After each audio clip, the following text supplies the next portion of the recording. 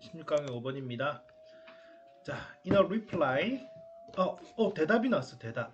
다윈에게의 대답이죠. 뭐에 관한? 이 퍼즐에 관한 대답에서 이렇게 했습니다.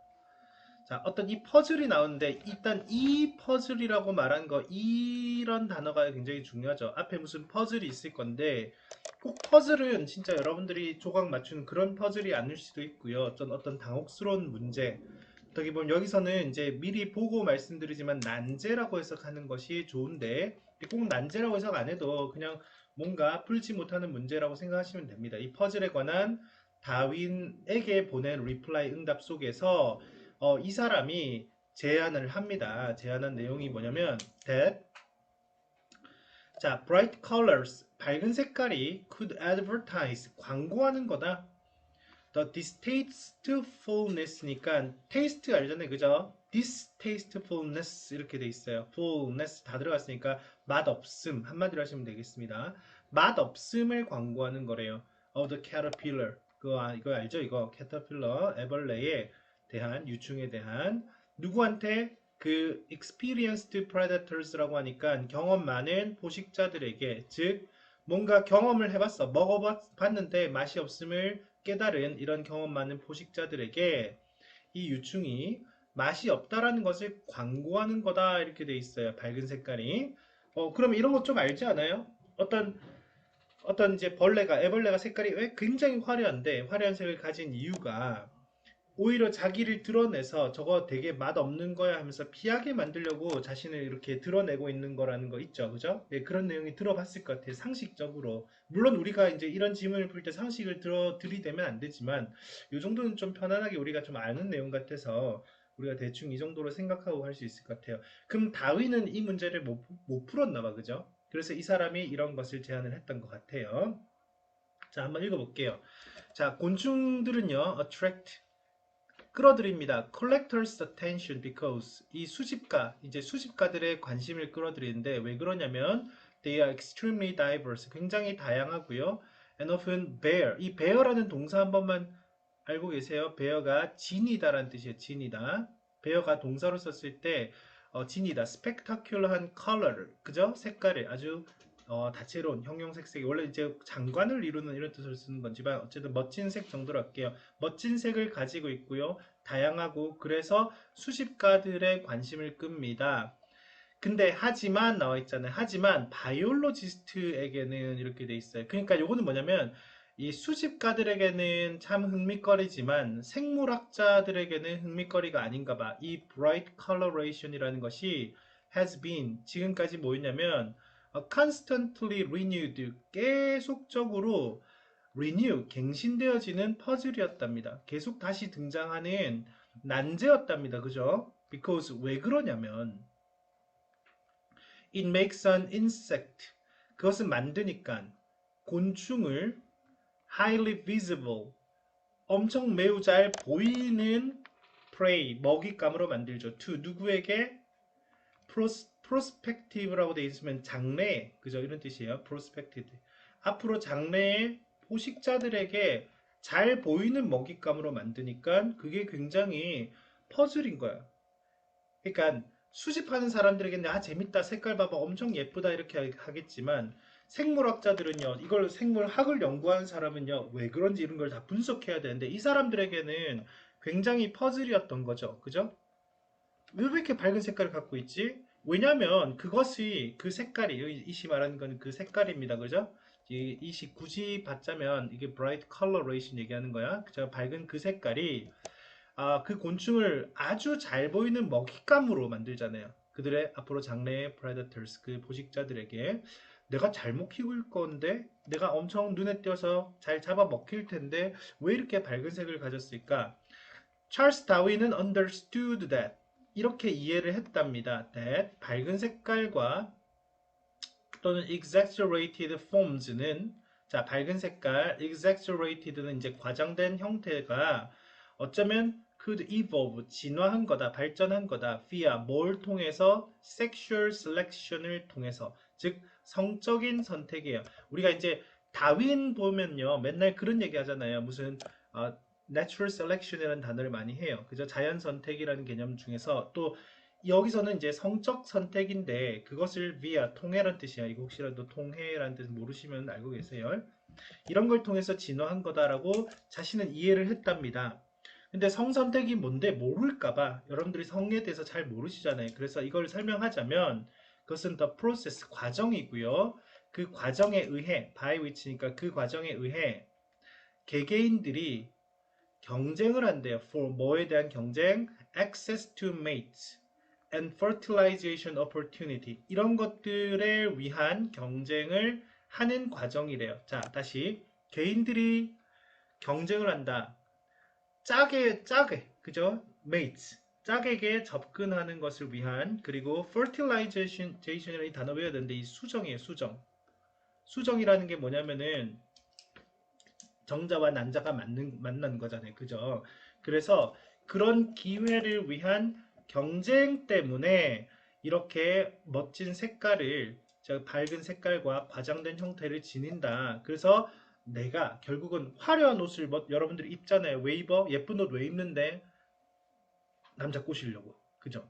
그런 식으로 생각을 했다라는 것이 이건 다윈의 생각이었습니다. 그죠? 다윈은 이 문제를 풀지 못했던 것 같아요. 그죠? 자, 어쨌든 그런 생각을 했고요. 그 다음에 however 이제 어쨌든 이 대절은 여기 안 닫아놔서 여기 다시 한번 닫아놓고 갈게요. 하지만 그는 felt 느꼈답니다. 다시 한번 대스를 열었고요. 이게 대스 생략되어 있겠죠.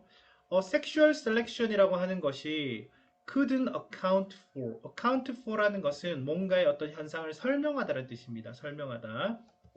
혹시라도 모르는 단어라면 알고 계세요. 왜냐하면 account라는 단어를 설명하다라고 해서 해석을 못하시는 분들도 좀 있습니다. 뭘 설명하지 못했냐면 the striking color pattern of non-productive larvae라고 되어 있잖아요. 그것도 in 어디에 있어서 예를 들면은 뭐 pseudophoenix라고 되어 있네. pseudophoenix와 같은 호크, 모스, 캐러필러니까 이거 종의 이름은 전혀 중요하진 않습니다.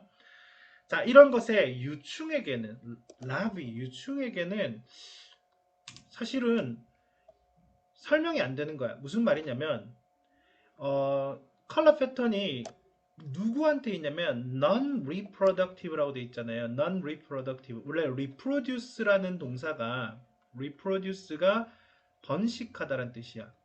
근데 사실은 아기들은 번식할 상황이 아니야. 그지? 애들은, 유충들은. 근데 걔네들도 이런 색깔을 가지고 있는 것에 대해서는 뭔가 이상하다라는 것을 느낀 거지.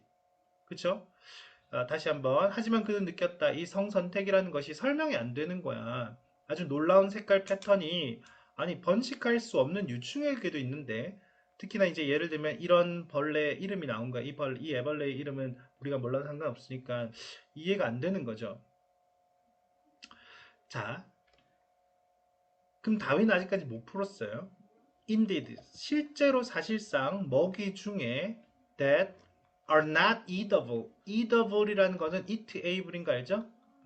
eat 플러스 able이야. 먹을 수 있는 이란 뜻입니다. 근데 not eatable이니까 먹을 수 없는 to predators, 포식자들에게 먹을 수 없는 그런 먹잇감이 are predicted, 예상되어진대요. to gain, 이득을 얻을 거라고 예상된답니다.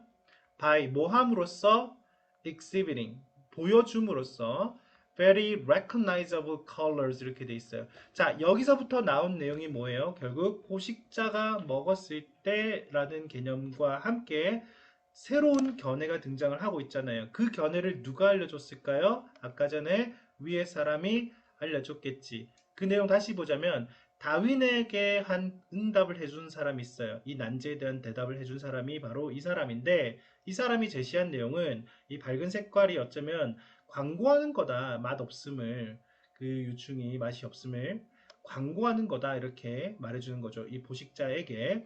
그래서 실제로 이 먹잇감이 먹을 수가 없는 먹잇감은 포식자에게 그것은 기대되기로 이득이 있을 거다. 뭐 하면 그들의 매우 이제 recognizable, 이제 눈에 띄는 색깔을 전시함으로써 이득을 얻을 거라고 생각하는 것이었고, 그래서 이 경험 많은 포식자는 can identify 되겠죠. 그런 다음 아주 올바르게 식별해낼 수가 있을 것입니다. 그러면 subsequently 그 다음 순서로는 avoid 피할 수도 있을 것입니다. 무슨 말인지 알겠죠? 피할 수 있다, 식별해서 피할 수 있다라는 거예요. 무엇을 attacking such prey 그 먹이를 공격하는 것을 피할 것이다. 그래서 색깔을 드러냄으로써 포식자가 나를 먹지 않게끔 눈에 띄게 광고하고 전시를 한다는 내용이 이어져 나오기 때문에 4번이 확실히 맞는 것 같습니다. 충분히 우리가 예상했던 내용들을 흘러갔고요. 마지막 문장도 그렇게 크게 중요한 부분은 아니겠지만 읽어보자면 어떤 사람이 나중에 발달시켰답니다. 이러한 아이디어를 발달시켰습니다. 그리고 expanded 이것을 확대해서 확장시켰습니다. to 무엇으로 other warning signal 다른 경고 신호에까지 확장시켜 나갔고 예를 들자면 뭐 소리나 냄새와 같은 것으로서도 자신을 드러내는 거죠.